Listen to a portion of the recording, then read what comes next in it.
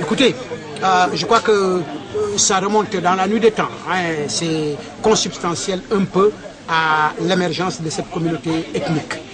Comme vous le savez, dans toutes les communautés ethniques, quelles qu'elles puissent être et sous toutes les latitudes, le grand problème qui se pose toujours, c'est effectivement comment progressivement participer à l'éducation de l'adolescent afin qu'il franchisse cette classe d'âge pour qu'il soit majeur et qu'il soit partie intégrante de la société. Et pour cela, il y a un ensemble de règles et autres qu'il doit pouvoir assimiler. Et cette éducation se fait fondamentalement chez le Mandingue au cours de l'initiation, dans à l'occasion du Kuyamba. Et justement, pour cela, il y a une retraite qui est une retraite obligatoire qui peut durer 1 mois, 2 mois, 3 mois. Il fut un temps, il peut aller jusqu'à 6 mois.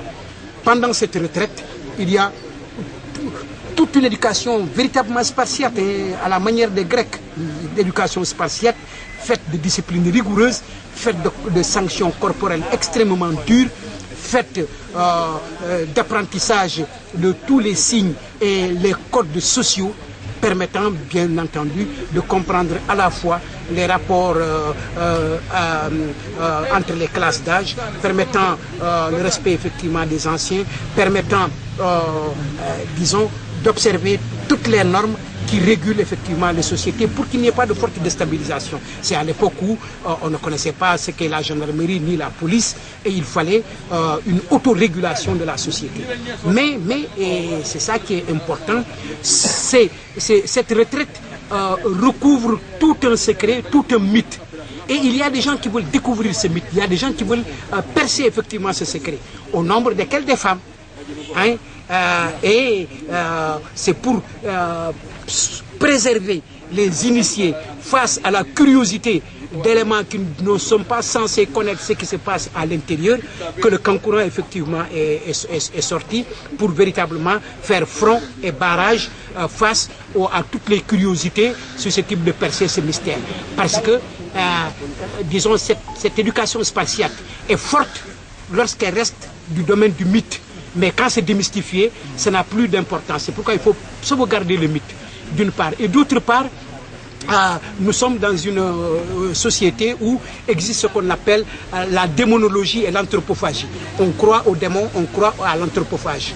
Et ces adolescents qui partent effectivement à la retraite dans le Kuyamba, etc., sont censés porter en eux une chair fraîche, parce qu'ils sont des adolescents.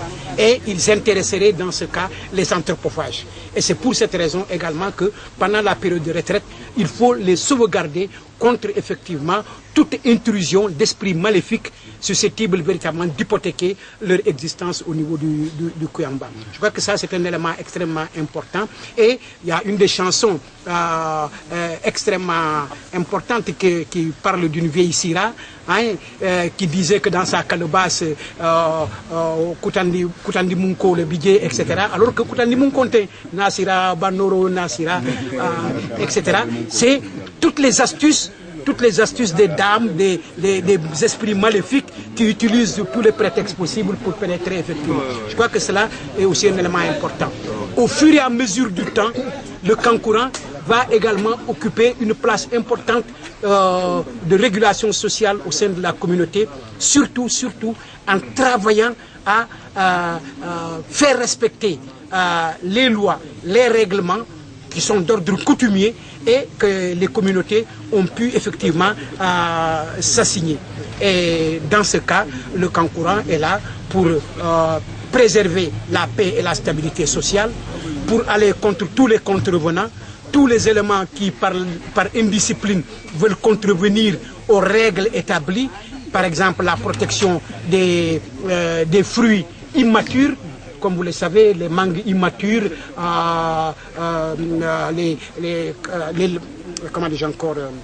les mangues immatures, mais également les oranges, etc. Tout ce qu'il y a comme fruits. Mais en même temps également les espèces halieutiques.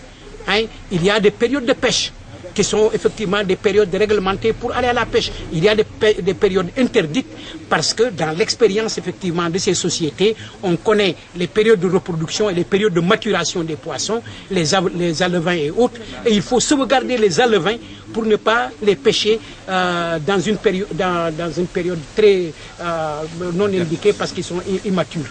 Et dans ce cas, le Kankourang est chargé effectivement de sauvegarder cela. Mais quand quelqu'un se manifeste par son caractère particulièrement asocial, etc., le Kankourang est chargé de le dresser. Et cela est accepté effectivement par tout le monde. Donc, pour me résumer, au niveau de la société mandingue traditionnelle, le Kankourang, il est le gendarme, il est le policier, mais également il est l'autorité administrative parce que c'est lui qui est à côté du chef de village et des notables pour faire appliquer effectivement un certain nombre de dispositions. Donc c'est le bras séculier véritablement des autorités locales pour sauvegarder effectivement la quiétude, la paix, la stabilité dans la communauté. Vous comprendrez bien que nous, à l'heure actuelle, on soit très inquiets de cela. Parce que ce n'est pas partout qu'il y a des forces de sécurité et de défense. On ne peut pas trouver à chaque mètre carré de ce pays des forces de sécurité et de défense. Il y a des villages, on ne connaît pas la gendarmerie, on ne connaît pas la police, sauf accident, sauf situation exceptionnelle. Or, les gens vivent entre eux. Et ils vivent entre eux, il faut véritablement des éléments de stabilisation de cette communauté. Parce que les effets pervers peuvent advenir. Et face à ces effets pervers, la sortie du Kankourang est là pour dissuader, véritablement. Mais on sait qu'à Mbour,